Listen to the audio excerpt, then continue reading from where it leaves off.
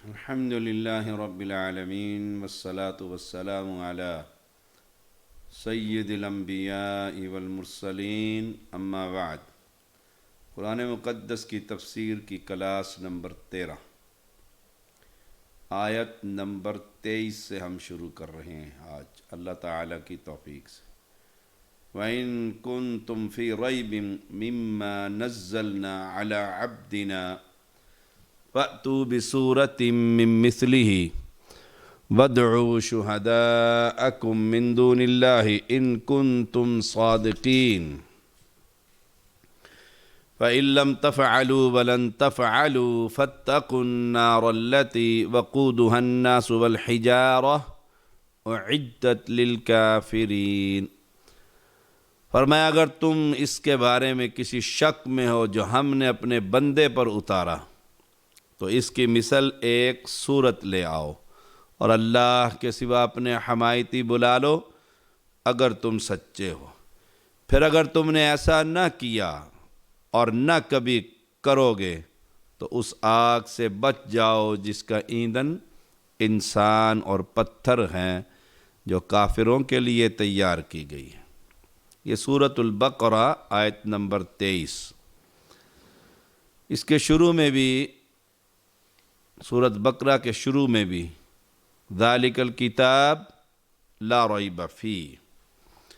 اب پھر فرمایا یہاں پر وَإِن كُنتُمْ فِي رَيْبٍ، اگر ہو تم شک میں، یہاں پر شک میں ادنا سا بھی شک تمہیں ہے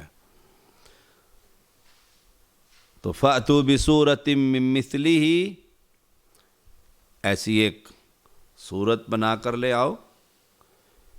یہ چیلنج پہلے اس کتاب جیسی ایک کتاب لانے کے لیے کیا گیا تھا۔ دیکھیے بنی اسرائیل 88 نمبر آیت کریمہ۔ بنی اسرائیل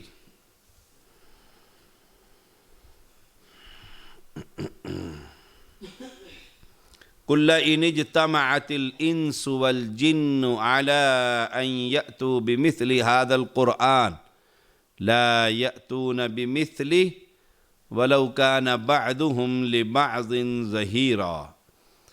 کہہ دیجیے اگر تمام انسان اور تمام جنات مل کر اس قرآن کے مثل لانا چاہیں، قرآن کے، تو ان سب سے اس کے مثل لانا ناممکن ہے۔ گو وہ آپس میں ایک دوسرے کے مددگار بھی بن جائیں۔ قرآن مجید سے یہ متعلق یہ چیلنج کئی جگہوں پر کیا گیا۔ اب یہاں پر یہ چیلنج پورے قرآن کے لیے کیا گیا، لیکن آج کے سبق میں فَأْتُوا بِسُورَةٍ مِّثْلِ، بسورہ، یہاں پر ایک سورت کا پہلے پورے قرآن کا چیلنج تھا بنی اسرائیل میں، اور اس جگہ پر فَأْتُوا بِسُورَةٍ مِّثْلِ، اس جگہ پر چیلنج دیا گیا ایک سورت کا۔ اور سورۃ ہود کے اندر دیکھیے فرمایا ام یقولون افترا، کیا یہ کہتے ہیں کہ اس قرآن کو اسی نے گھڑا ہے؟ قل فاتوا بعشر سور مثلہ مفتریات وادعوا من استطعتم من دون اللہ ان کنتم صادقین۔ کیا یہ کہتے ہیں کہ اس قرآن کو اسی نے گھڑا ہے؟ جواب دیجئے تو پھر تم بھی اسی کی مثل بعشر سور، 10 صورتیں بنا کر لاؤ، 10 صورتیں گھڑی ہوئی لے آؤ، اور اللہ کے سوا جسے چاہو اپنے ساتھ بلا بھی لو اگر تم سچے ہو۔ امام ابن کثیر رحمہ اللہ لکھتے ہیں پہلے اللہ تعالیٰ نے چیلنج دیا اگر تم اپنے اس دعوے میں سچے ہو کہ یہ محمد صلی اللہ علیہ وسلم اللہ کا پیغمبر، اس کا بنایا ہوا قرآن ہے، تو اس کی نظیر پیش کر کے دکھلا دو، اور اگر تم جس کی چاہو مدد حاصل کر لو، لیکن تم کبھی ایسا نہیں کر سکو گے، کبھی ایسا نہیں کر سکو گے۔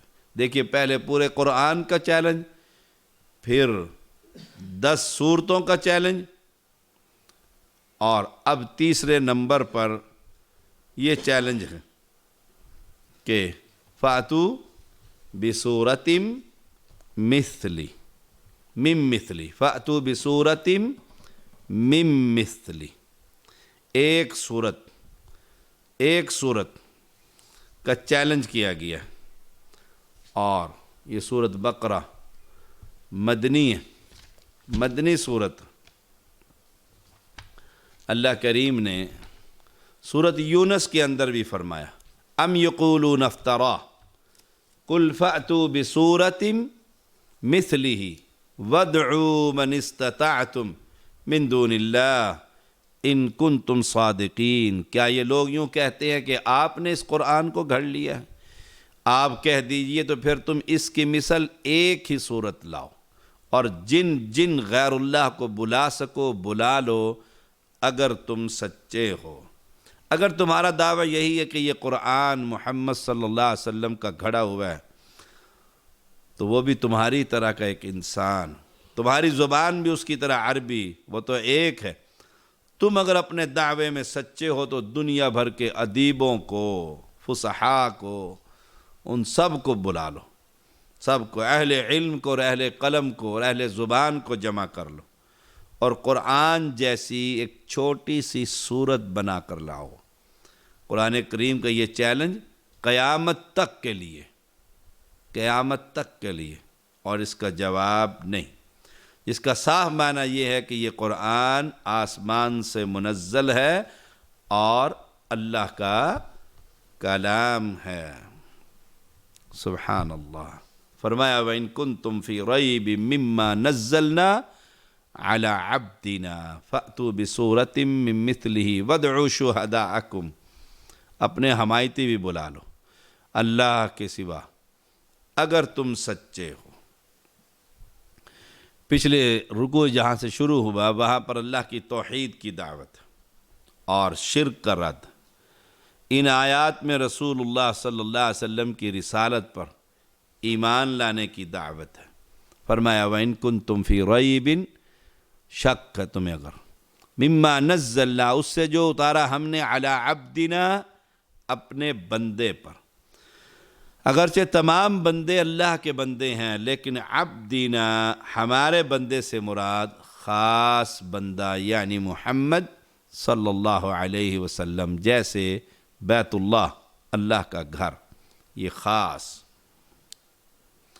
ہر زمانے میں جو چیز کمال کو پہنچی ہوئی تھی اس زمانے کے پیغمبر کو ویسے ہی معجزہ دیا گیا۔ فرعون کے زمانے میں جادو بڑے عروج پر تھا، تو موسیٰ علیہ السلام کو ویسے ہی معجزہ دیا گیا، ہاتھ میں پکڑتے تو ڈنڈا، زمین پر ڈالتے تو اژدہا، ویسے ہی دیا گیا۔ رسول اللہ صلی اللہ علیہ وسلم کے زمانے میں فصاحت اور بلاغت کا عروج تھا، عجمی کہا کرتے تھے دوسرے لوگوں کو یہ۔ اور عیسیٰ علیہ زمانے میں طبیب، حکمت، تو اللہ تعالیٰ نے ان کو ایسے معجزے دیے جو مردوں کو اللہ کے حکم سے زندہ کر دیتے تھے۔ تو رسول اللہ صلی اللہ علیہ وسلم کے زمانے میں ان کے علاقے کے حساب سے قرآن جیسا معجزہ عطا فرمایا ان لوگوں کو جو اپنی زبان پر بڑا ناز کرتے تھے، اور کہا چھوٹی سی چھوٹی سورت کی مثال سینکڑوں برس گزرنے کے باوجود نہ کوئی پیش کر سکا اور نہ کر سکے گا۔ سبحان اللہ، کمال ہے میرے اللہ کے کلام کا۔ سبحان اللہ و بحمدہ، سبحان اللہ العظیم، احسن الکلام کلام اللہ، یہ اللہ کا کلام ہے، اللہ کا کلام۔ فرمایا اللہ کریم نے وَكَذَلِكَ أَنزَلْنَا إِلَيْكَ الْكِتَابَ فَالَّذِينَ آتَيْنَاهُمُ الْكِتَابَ يُؤْمِنُونَ بِهِ وَمِنْ هَؤُلَاءِ مَنْ يُؤْمِنُ بِهِ وَمَا يَجْحَدُ بِآيَاتِنَا إِلَّا الْكَافِرُونَ۔ اور ہم نے اسی طرح آپ کی طرف اپنی کتاب نازل فرمائی، یعنی یہ قرآن، پس جنہیں ہم نے کتاب دی ہے وہ اس پر ایمان لاتے ہیں، اور ان مشرکین میں سے بعض اس پر ایمان رکھتے ہیں اور ہماری آیتوں کا انکار صرف کافر ہی کرتے ہیں۔ یہ قرآن منزل منا۔ اس سے مراد اپنی کتاب نازل فرمائی، پس جنہیں ہم نے کتاب دی وہ اس پر ایمان لاتے ہیں۔ کتاب کنہیں دی تھی؟ اہل کتاب یہود کو۔ ایمان کون لاتے ہیں؟ عبداللہ بن سلام رضی اللہ تعالی عنہ، جو مسلمان ہو گئے تھے۔ اور ان مشرکین میں سے بعض اس پر ایمان رکھتے ہیں۔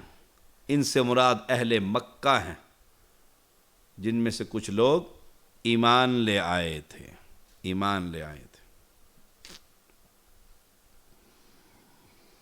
یہ سورت عنکبوت آیت نمبر 47 سے لے کر 51 تک۔ وَمَا كُنْتَ تَتْلُو مِن قَبْلِهِ مِن كِتَابٍ وَلَا تَخُطُّهُ بِيَمِينِكَ إِذًا لَارْتَابَ الْمُبْطِلُونَ۔ اس سے پہلے تو آپ کوئی کتاب نہ پڑھتے تھے۔ دیکھیے کمال نہیں ہے؟ اس لیے کہ آپ امی نبی تھے، ان پڑھ جسے کہتے ہیں امی۔ وَمَا كُنْتَ تَتْلُو مِن قَبْلِهِ مِن كِتَاب، اس سے پہلے تو آپ کوئی کتاب نہ پڑھتے تھے۔ وَلَا تَخُطُّهُ بِيَمِينِكَ، اور نہ کسی کتاب کو اپنے ہاتھ سے لکھتے تھے۔ اِذًا لَارْتَابَ الْمُبْطِلُونَ، کہ یہ باطل پرست لوگ شک و شبہ میں پڑتے، اس لیے کہ لکھنے کے لیے بھی علم ضروری ہے، جو آپ نے کسی سے حاصل ہی نہیں کیا تھا۔ آپ صلی اللہ علیہ وسلم اگر پڑھے لکھے ہوتے یا کسی استاد سے کچھ سیکھا ہوتا تو یہ لوگ کہتے قرآن مجید فلاں کی مدد سے یا اس سے تعلیم حاصل کرنے کا نتیجہ۔ بل هو آیات بینات فی صدور الذین اوتوا العلم وما یجحد بآیاتنا الا الظالمون، بلکہ یہ قرآن تو روشن آیتیں ہیں، اللہ اکبر، جو اہل علم کے سینوں میں محفوظ ہیں۔ ہماری آیتوں کا منکر بجز ظالموں کے اور کوئی نہیں ہے۔ یہ قرآن اہل علم کے سینوں میں محفوظ ہے۔ قرآن مجید حافظوں کے سینوں میں، یہ قرآن مجید کا اعجاز ہے کہ لفظ بہ لفظ سینے میں محفوظ ہو جاتا ہے۔ جنگ آزادی پر قرآن مقدس جلا دیے تھے، ہزاروں نہیں لاکھوں کی تعداد میں پانی بھی کالا کر دیا تھا، اور وہ سمجھتے تھے باطل کہ قرآن جلا دیے گئے ہیں، اب ان کی اصل کتاب ہم نے ختم کر دی ہے، لیکن حافظوں کے سینوں سے ایک زبر زیر بھی اوپر نیچے نہ کر سکے۔ یہ اعجاز ہے اس قرآن کا۔ وَقَالُوا لَوْلَا أُنزِلَ عَلَيْهِ آيَاتٌ مِّن رَّبِّهِ قُلْ إِنَّمَا الْآيَاتُ عِندَ اللَّهِ وَإِنَّمَا أَنَا نَذِيرٌ مُّبِينٌ، انہوں نے کہا اس پر کچھ نشانیاں اس کے رب کی طرف سے کیوں نہیں اتارے گئے؟ معجزات، نشانیاں معنی، آپ کہہ دیجئے نشانیاں تو سب اللہ کے پاس ہیں، میں تو صرف کھلم کھلا آگاہ کرنے والا ہوں۔ نشانیاں اتارنا تو اللہ کے اختیار میں۔ اولم یکفہم انا انزلنا علیک الکتاب یتلی علیہم ان فی ذلک لرحمۃ وذکریٰ لقوم یؤمنون، کیا انہیں یہ کافی نہیں کہ ہم نے آپ پر کتاب نازل فرما دی؟ بس دیکھو پھر آ گئی قرآن کی کتاب جو ان پر پڑھی جا رہی ہے، یتلی علیہم، جو ان پر پڑھی جا رہی ہے۔ یہ نشانیاں طلب کرتے ہیں، ان کو نشانی قرآن کافی نہیں جو ہم نے آپ پر نازل کی ہے، اور چیلنج بھی کر دیا اس جیسا قرآن لاؤ، اس جیسی 10 صورتیں لے کر آؤ، اور اس جیسی ایک صورت ہی لے آؤ، کچھ نہیں کر سکتے تو ایک صورت ہی بنا دو۔ یہ قرآن پر ایمان نہیں لا رہے، اور اگر انہیں معجزے دکھا بھی دیے جائیں گے تب بھی ایمان نہیں لائیں گے۔ ان لوگوں کے لیے جو اس بات کی تصدیق کرتے ہیں، جو ایمان بھی لاتے ہیں، یہ قرآن اللہ کی طرف سے آیا ہے، کیونکہ وہی اس قرآن سے پھر فیض یاب ہوتے ہیں۔ تو قرآن اللہ کی کتاب ہے، سبحان اللہ، اللہ کی کتاب ہے۔ فرمایا فَإِن لَّمْ تَفْعَلُوا وَلَن تَفْعَلُوا فَاتَّقُوا النَّارَ الَّتِي وَقُودُهَا النَّاسُ وَالْحِجَارَةُ أُعِدَّتْ لِلْكَافِرِينَ، پھر تم نے اگر ایسا نہ کیا اور نہ کر سکو گے تو اس آگ سے بچ جاؤ۔ آگ، عام آگ انسانی جسم اور پتھروں سے بجھ جاتی ہے، اس کے اوپر ڈالو یا مدھم ہو جاتی ہے، مگر جہنم کی آگ کی حرارت اس قدر ہے کہ انسان اور پتھر اس کا ایندھن بن کر اسے مزید اونچا کرتے، مزید بھڑکائیں گے اور اس کے اندر آگ تیز آ جائے گی۔ رسول اللہ صلی اللہ علیہ وسلم کا فرمان ہے تمہاری آگ جہنم کی آگ کے 70 حصوں میں سے ایک حصہ ہے، یعنی ایک حصہ ہمیں دیا اور 69 حصے جہنم کے اندر ہیں۔ اب ایک حصہ یہی انسان کو جلا کر رکھ دیتا ہے، یہی برداشت نہیں ہوتا، گرم روٹی برداشت نہیں ہوتی، کھولتا ہوا پانی اس کے اوپر ہو وہ برداشت نہیں ہوتا، اور جو 70 درجے جو آگ ہے جہنم کی اس کے اوپر جو پانی رکھا جائے گا تو وہ کتنا کھولتا ہوا ہوگا، کتنا جسم کو نقصان پہنچائے گا۔ صحیح بخاری کی یہ حدیث۔ عبداللہ ابن مسعود رضی اللہ تعالیٰ عنہ بیان کرتے ہیں کہ یہ پتھر حجارہ، پتھر گندک کے ہوں گے، گندک کے، اور وہ بت بھی مراد ہیں جنہیں مکہ کے پجاری پوجا کرتے تھے، مکہ کے لوگ۔ سورۃ انبیاء کے اندر اس کا ذکر موجود ہے۔ فرمایا انکم وما تعبدون من دون اللہ حسب جہنم انتم لہا واردون، انتم لہا واردون، تم اور اللہ کے سوا جن کی تم عبادت کرتے ہو، جن کی تم عبادت کرتے ہو، سب دوزخ کا ایندھن بنو گے، تم سب دوزخ میں جانے والے ہو۔ یہ آیت مشرکین مکہ کے بارے میں نازل ہوئی۔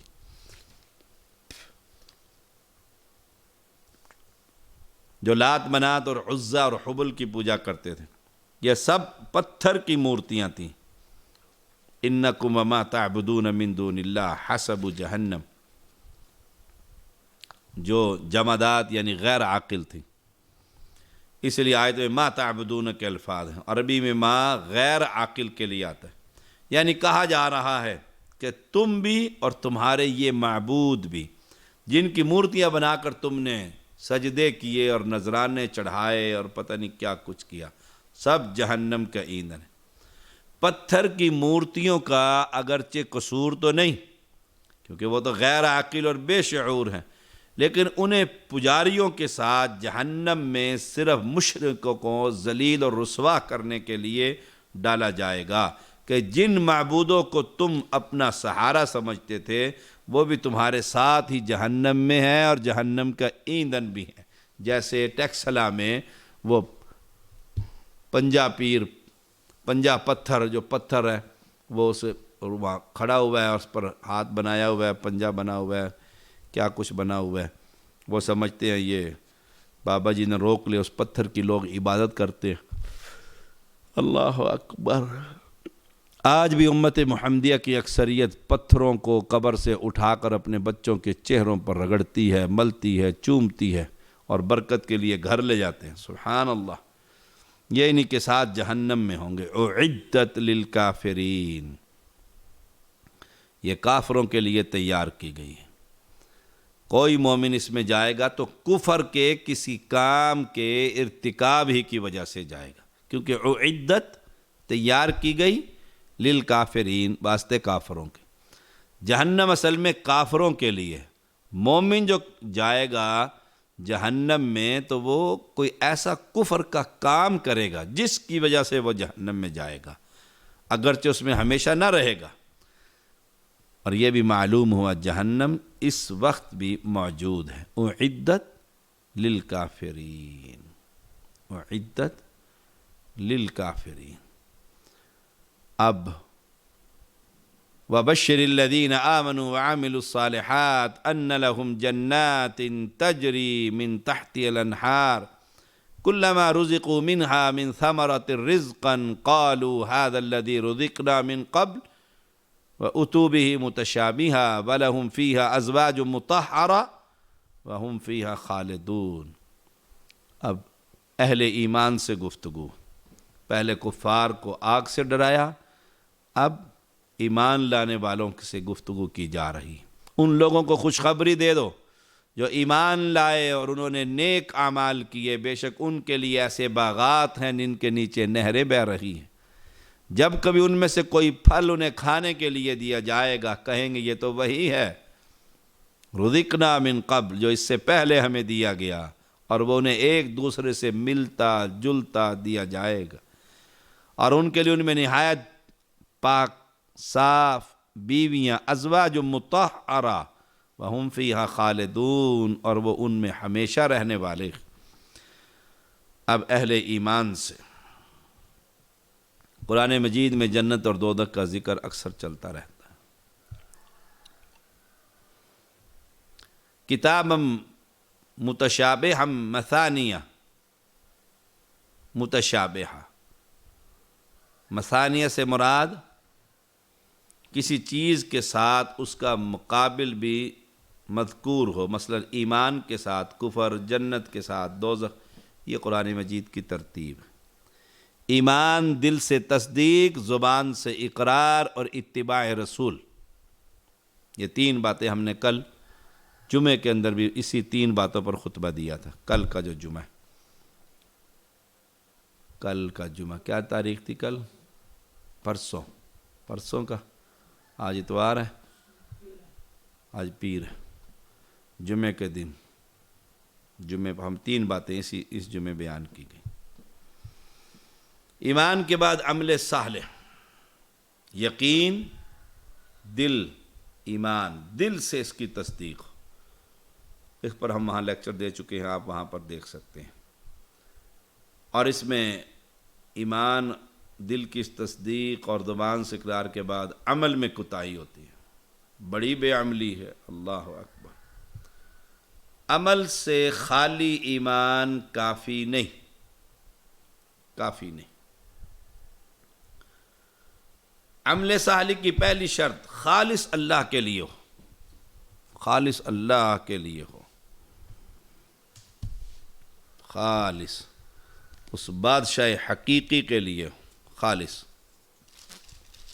عمل کا خالص ہونا انتہائی ضروری ہے۔ دیکھیے سورۃ کہف کی آخری آیتیں، قُلْ إِنَّمَا أَنَا بَشَرٌ مِثْلُكُمْ يُوحَىٰ إِلَيَّ أَنَّمَا إِلَٰهُكُمْ إِلَٰهٌ وَاحِدٌ فَمَنْ كَانَ يَرْجُو لِقَاءَ رَبِّهِ فَلْيَعْمَلْ عَمَلًا صَالِحًا عَمَلًا صَالِحًا وَلَا يُشْرِكْ بِعِبَادَةِ رَبِّهِ أَحَدًا۔ آپ کہہ دیجئے میں تو تم جیسا ہی ایک انسان ہوں، بشر مثلکم، ہاں میری جانب وحی کی جاتی ہے، میں رب کی باتوں کا احاطہ نہیں کر سکتا، کیوں؟ میں تمہاری طرح کا انسان، میری طرف وحی ہے۔ سب کا معبود صرف ایک اللہ ہے، سب کا معبود صرف ایک اللہ، ایک ہی معبود ہے، ایک ہی معبود ہے۔ البتہ مجھے یہ امتیاز حاصل ہے کہ مجھ پر وحی آتی ہے، اللہ اکبر۔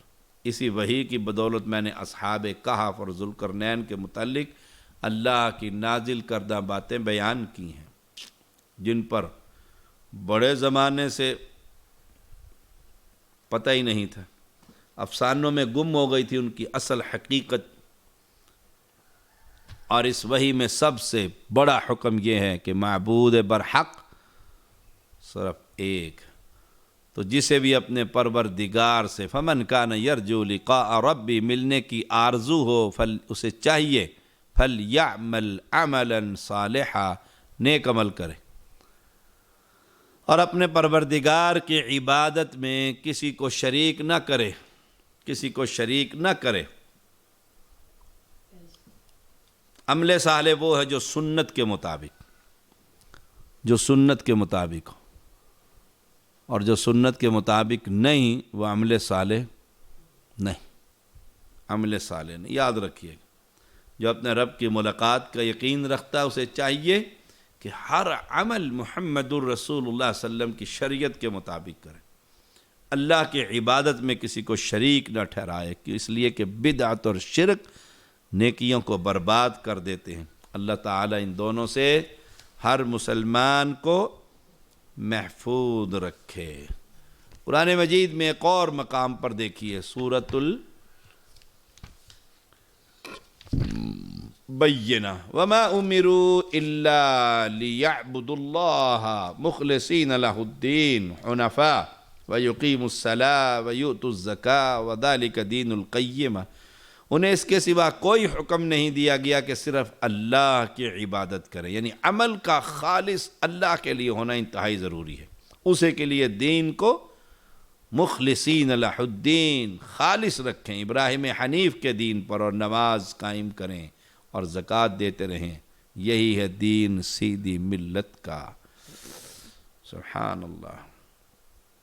یعنی ان کی کتابوں میں اس بات کا حکم دیا گیا کہ دین، عمل خالص اللہ کے لیے، خالص اللہ تعالیٰ کے لیے ہوگا۔ تو پہلی صالح عمل کی شرط اخلاص، نیت میں اخلاص، عمل میں اخلاص، اور دوسری شرط کہ رسول اللہ صلی اللہ علیہ وسلم کی سنت کے مطابق۔ آپ صلی اللہ علیہ وسلم کا فرمان ہے من عمل عملا لیس علیہ امرنا فہو رد، صحیح مسلم میں 1718 حدیث نمبر۔ جو شخص ایسا عمل کرے جس پر ہمارا حکم نہ ہو تو وہ مردود، بیکار، کوئی شے نہیں۔ فرمایا وبشر الذین آمنوا وعملوا الصالحات، تو عمل صالح کے لیے دو شرطیں ہوں گی، اخلاص اور سنت کے مطابق۔ اب انعام کیا ہے؟ ان لہم جنات تجری من تحتها الانہار، انسان کی لذت اور عشائش کی بنیادی چیزیں، نمبر 1 رہائش، مکان، نمبر 2 کھانا پینا، اور نمبر 3 نکاح۔ سب سے پہلے رہائش مل جائے تو پھر سوچتا ہے پیٹ کی، کھانا مل جائے پھر کہتا ہے بیوی ہونی چاہیے۔ یہ 3 چیزیں لازمی ہیں انسان کے لیے۔ اب ایمان، اہل ایمان اور عمل صالح کرنے والوں کے لیے جنات تجری من تحت الانہار، محلات تو مل گئے۔ اب جب محلات مل گئے تو پھر کھانا پینے کی فکر ہوئی۔ فرمایا کلما رزقوا منها من ثمرات رزقا قالوا هذا الذي رزقنا من قبل واتوا به متشابها، کھانے پینے کو بھی مل گیا، اور کھانے پینے کی نعمتیں اللہ اکبر جنت میں، سبحان اللہ وبحمدہ، سبحان اللہ العظیم۔ اب جب دونوں چیزیں مل گئیں تو اب تسکین کے لیے چاہیے بیوی۔ فرمایا وَلَهُمْ فِيهَا أَزْوَاجٌ مُطَهَّرَةٌ، اب بیوی بھی اللہ نے دے دی، حوریں عطا فرما دی، پاکیزہ، ازواج مطہرہ، پاکیزہ، ہر قسم کی ظاہری علائشوں سے پاک، پیشاب، پخانہ، تھوک، ناک کی گندگی، بیماریاں، یہ تو ہو گئی حیض، نفاس، ظاہری تکلیفیں، اندرونی حسد، کینہ، بغض، جھوٹ، فساد، ہر چیز سے پاک، مطہرہ۔ سبحان اللہ، سبحان اللہ۔ اللہ ہم سب کو یہ جنت عطا فرما، سبحان اللہ۔ اور اس کے بعد وَهُمْ فِيهَا خَالِدُونَ، پھر یہ ہوتا ہے کہ مکان نہ خالی کرنی پڑ جائے، بیوی کو طلاق نہ دینی پڑ جائے، لڑائی اور فساد نہ ہو جائے، کھانے پینے کی چیزیں کم نہ ہو جائے، اب بوڑھا ہو گیا ہوں تو اب کماؤں گا کیسے، اب بڑھاپے میں اولاد کا محتاج، سبحان اللہ۔ ان سب چیزوں سے پاک وہ جنت ہے، سب چیزوں سے پاک، سبحان اللہ۔ دیکھیے سورۃ محمد، سورۃ محمد، مثل الجنت التی وعد المتقون، اس جنت کی صفت جس کا پرہیزگاروں سے وعدہ کیا گیا۔ نمبر 1 فیہا انہار من ماء غیر آسن، اس میں پانی کی نہریں ہیں جو بدبو کرنے والا نہیں، وَأَنْحَارٌ مِّن لَبَنٍ لَّمْ يَتَغَيَّرْ طَعْمُهُ، اور دودھ کی نہریں ہیں جس کا مزہ نہیں بدلا، وَأَنْحَارٌ مِّن خَمْرٍ لَذَّةٍ لِّلشَّارِبِينَ، اور شراب کی نہریں ہیں جن میں پینے والوں کے لیے بڑی لذت ہے، وَأَنْحَارٌ مِّنْ عَسَلٍ مُّصَفًّى، اور نہریں ہیں شہد کی جو بہت صاف ہے، وَلَهُمْ فِيهَا مِن كُلِّ الثَّمَرَاتِ، اور ان کے لیے وہاں ہر قسم کے میوے، و مغفرۃ من ربہم، اور ان کے رب کی طرف سے مغفرت ہے۔ سبحان اللہ، سبحان اللہ۔ آسن، آسن، انہار من ماء غیر آسن، آسن کے معنی متغیر، بدل جانے والا، غیر آسن نہ بدلنے والا۔ دنیا میں پانی کسی ایک جگہ کچھ دیر پڑا رہے تو پھر اس کا رنگ متغیر، بو اور ذائقہ ہر چیز تبدیل ہو جاتی ہے، جس سے وہ صحت کے لیے نقصان دہ۔ جنت کے پانی کی یہ خوبی ہے کہ اس میں کوئی تبدیلی نہیں ہوگی، نہ بو نہ ذائقہ، جب پیو گے تازہ، جب پیو گے صحت کے لیے ٹاپ کلاس۔ شریعت نے اس لیے یہ پانی اس وقت تک پاک ہے دنیا کے پانی کے لیے کہا جب تک اس کا رنگ، بو، ذائقہ نہ بدلے۔ رنگ یا بو متغیر ہونے کی صورت میں پانی ناپاک ہو جاتا ہے۔ وَانْهَارٌ مِّن لَبَنٍ لَّمْ يَتَغَيَّرْ طَعْمُهُ، دودھ کی نہریں، دودھ بھی بعض دفعہ خراب ہو جاتا ہے۔